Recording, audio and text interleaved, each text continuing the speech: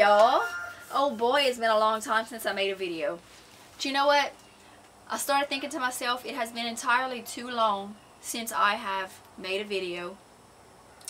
Because the sheer amount of comments that I have from people, still to this day, I have way too many comments to not be bringing y'all another video, answering y'all's questions. Something that really surprised me, and is really awesome, is that I have so many people commenting from like all around the world, all around the country, and the stories I like hearing, or when people have left Louisiana, who grew up here, and hearing my voice and listening to my video brings back a lot of memories for them from their childhood. So that's really cool.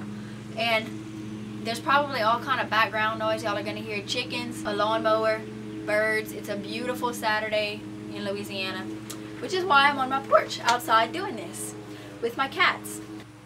A lot of people comment about the food, the Louisiana food, like gumbo, jambalaya, etouffee, and those are some of our popular dishes. But Louisiana, what Louisiana's about goes a lot deeper, you know, than just food. Because food, although food and music are central, that's not exactly what it's all about. And at the same time, it kind of is, because it's so much a trademark of the culture. But if I could give you an anecdote for gumbo. Gumbo, everyone knows, is a dish of a bunch of stuff thrown together to make this amazing, tasty dish. But what you might not know is, although, you know, gumbo gets the catch-all phrase of being a Cajun dish, but actually gumbo is comprised, gumbo only exists because so many different cultures came together and made that dish. Because the word gumbo is an African word for okra, or I prefer to say okri, that's how I say it. But gumbo is the African word for okra. And if you've ever heard, a lot of people don't put filet in their gumbo, but a lot of people do, and they used to put that back in the day. Filet is an herb that's put into the gumbo for flavor. Now filet comes from the ground up root of a sassafras tree. And the way we came by that was by the Native Americans that were here. Because they knew the land, they had that herb, they used that herb. So they contributed that to the dish we call gumbo, which has the African word applied to it. And then the cayenne pepper that we season our gumbo with, and many of our other dishes, all of our other dishes, cayenne comes from, we can thank our South American heritage for that. The sausage that we put into our gumbo, sausage was brought here largely by the Germans, by the excuse me, and by the Italians. And finally, you could say the roux, the juice, if you will, of the gumbo is made from roux, and the French brought us that. The roux is a browned flour and grease mixture that's cooked, and you put it into a dish to thicken the dish. So that's the base of our gumbo, is roux, which holds it together. And you can say that that correlates to our culture, because it took all of these cultures to come together in this one pot and make a gumbo. And that's what we are as a people now, as a consequence, because all these people came together and from different cultures, different countries, and made this dish, and so made us, the descendants of the people that were here in colonial era Louisiana. Before basically it was Louisiana, it was just a territory. So that's a good representation. So now you can see how food is so important, but it's not the only thing about the culture. We had settlers, we had people from France, Spain, Portugal, Africa, which were slaves, Jamaicans, also in that slave realm. Native Americans were already here. Did I say Germans? Italians, Irish. So many of these people come together. And today now we are the descendants of those people. And that's why we're so diverse here in Louisiana. That's why we have such a particular type of accent, because in each region we have a different kind of influence maybe on what influences the way we speak now. So, you know, for these videos I kind of try to enunciate a little better so y'all might be able to understand me, but I really do, when I'm amongst my friends and not being proper, I'm just super lax with my accent, and a lot of people might not understand me in these videos, so that's why I try to project a little more. But with all that being said, I want to have this be a continuation of the last video that I did, where I was listing off some words and saying them in French and then giving y'all the definition, or the loose definition. And I am not fluent yet in French, but I will be, and I practice daily. I like to say I speak kind of like a Franglish, which is a mix between French and English. I speckle my vocabulary with a lot of French words throughout the day. And also another thing is that we say French, this is French, but it's French in its basis. Just like our food and just like our culture, we have a lot of different cultural influences on our language as well, which I think I have a few in here. I'm gonna let y'all know. We have Native American words, we have African words, we have Spanish words, Portuguese words, flecked into the core of what is the French that we speak. So it's French in its basis, but we have a lot of other influences, just like everything else. Just like our food, just like our people, the language is also mixed. So I'll rattle off the words and then I'll go back and read them again and give y'all the definition.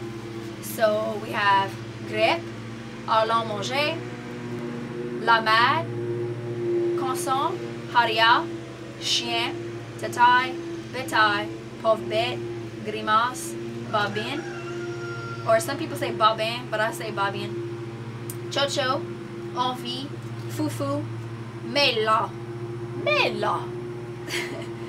fonfon, gros fond, crotte, which is my favorite actually, anya, gris-gris, tête-sûre, marin, parrain, noncle, tante, excusez-moi, bébé, boo, dodo, capon, fait dodo, chaoui, which is a Native American word by the way, mais, cassé, ça c'est bon, viens voir ici, oreilles, pouillaille, trouble, tonnerre, éclair, tonnerre et chien, cousin, comment ça va bien, paillasse, tata, pas rien, caouin, galeuse, tasso, bouconnière, viande de bouconnière, la boucherie, vadeo,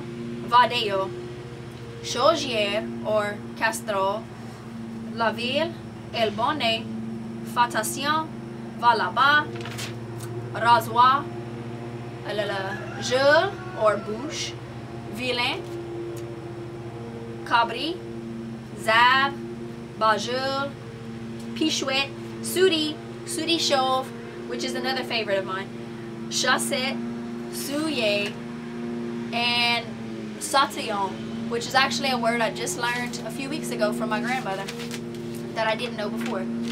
So a lot of you that might speak French already might know and be able to differentiate the words that I said there.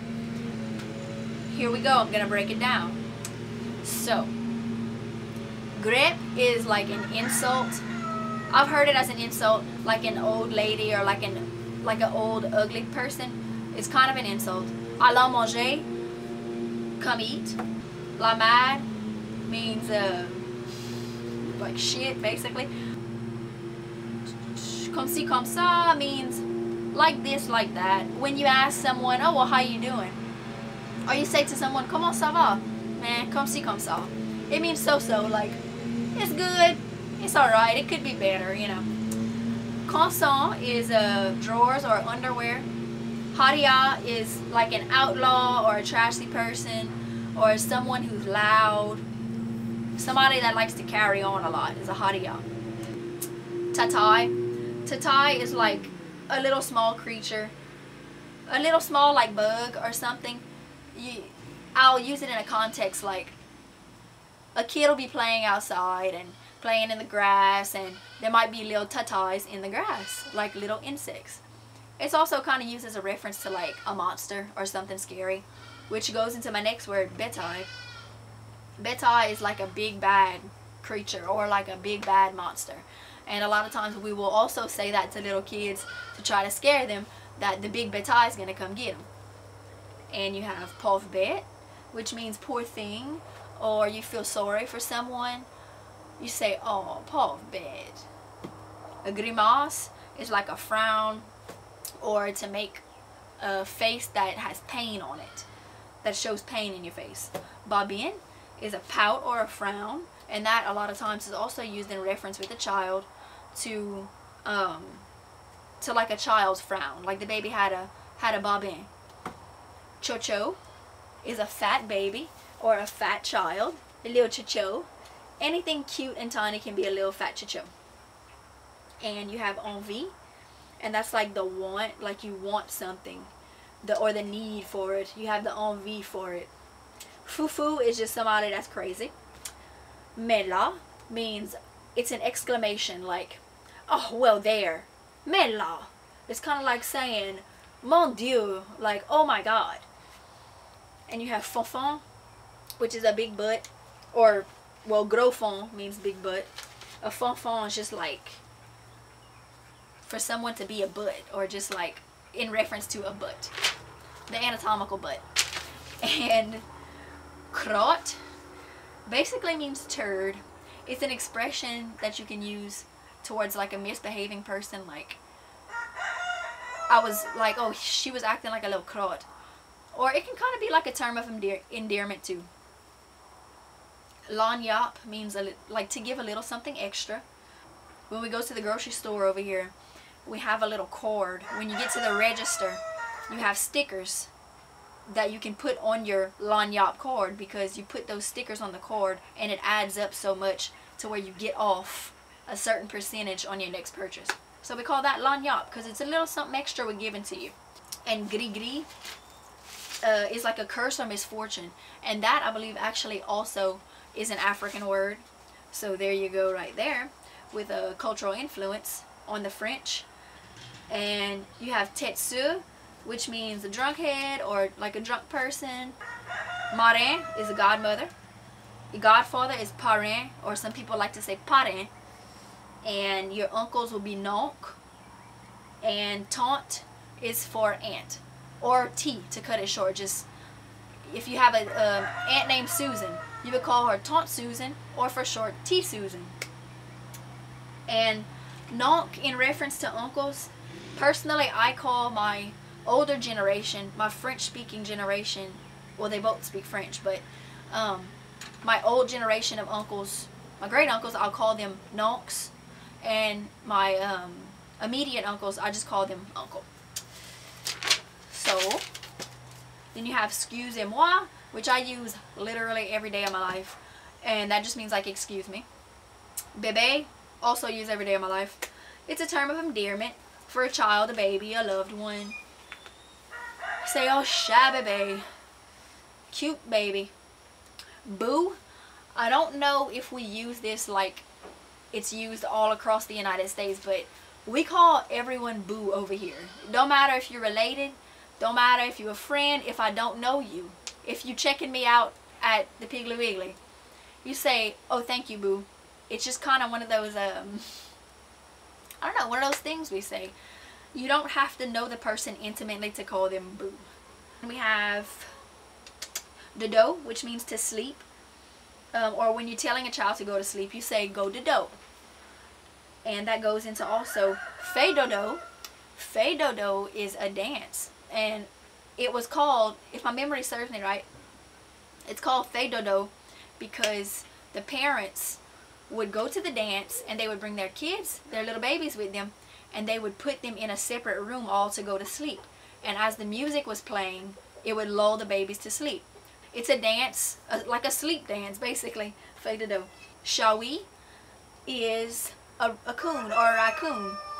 Shawi is a Native American word. If you think about it logically, I'm sorry, of course the French wouldn't really have a word for a raccoon because they probably didn't have raccoons where they came from. So of course they would have borrowed the words from the Native Americans in place, or Native Americans in place of things that were natively in Louisiana, but they didn't have a reference for them. They didn't have them in France or Canada, wherever they were coming from. And you have May, which is also Mela. It's an exclamation saying, well. You have Casse, and that means to break, or basically to be in a serious state of inebriation. Or disheveled. If somebody's just woke up and they just Casse'd, well, that means they look like they're broken. And you have Ça c'est bon, which means that's good. You have Viens voir ici, which means come see here. Viens voir ici. Zore means ear. Pouillai is an exclamation, kind of like Mela. It's an exclamation of surprise. Trouble, trouble. Tonnerre, which means lightning. And a phrase with tonnerre that I have heard my whole life is tonnerre et chien, and it's like thunder and dogs. It's an exclamation of disbelief. Lightning is éclair. Titi you'll use a lot of times in reference to when speaking to a child, to say that they need to use the bathroom, like pee-pee, titi. Cousin, cousin. Comment ça va? How are you? And ça va bien. I'm good, or okay. That's a greeting that I have always, my whole life, when I go to my grandparents' house or to my older generation, it's always comment ça va? Ça va bien. That's just the greeting that you give every time. Payas is crazy, messed up. If you, again, happen to wake up in the morning and your hair is just, you went out the night before and you slept on your hair and it's nappy, you would call that a payas. Tata is to placate, like again, if a child were to get injured or something, you would say, oh, let me tata you wherever they're hurt. It's kind of like a soft, it's a soft proclamation of like, I care for you. Parien, that means that's a response. That's like, oh, that's nothing. If someone says, oh, well, thank you for that, be like a parien. C'est parien. Now, Kawen and Galeuse, that can refer to a woman's anatomy, depending on where you're at. Say, where I'm from, we refer to a certain type of turtle as a galeuse. But if you go down to Houma, further down south, they would use galeuse to refer to a woman's anatomy. So if you just want to keep it simple and not get in trouble saying either one of those words, you can just say tortue, which means turtle. Then you have tasso, which is smoked meat. Bouconnière, which is smokehouse. Viande de bouconnière, which is smoked meat. Boucherie is to butcher. Butcher a cow or a pig, put the meat in your freezer. And you have va dehors, which means to go outside. And then you have chaugière and castrol for a pot. Castrol, black pot. Yeah, from what I understand, my grandparents telling me, castrol is to reference a black pot, like a cast iron pot. Chaugière is just another word that they use to say pot, a pot. And you have la ville, which is town. El bonnet, which is lazy, when someone is lazy or has the don't wants, they don't want to do anything. Fatation means to be careful. Va là-bas means go over there. Rasoir is razor.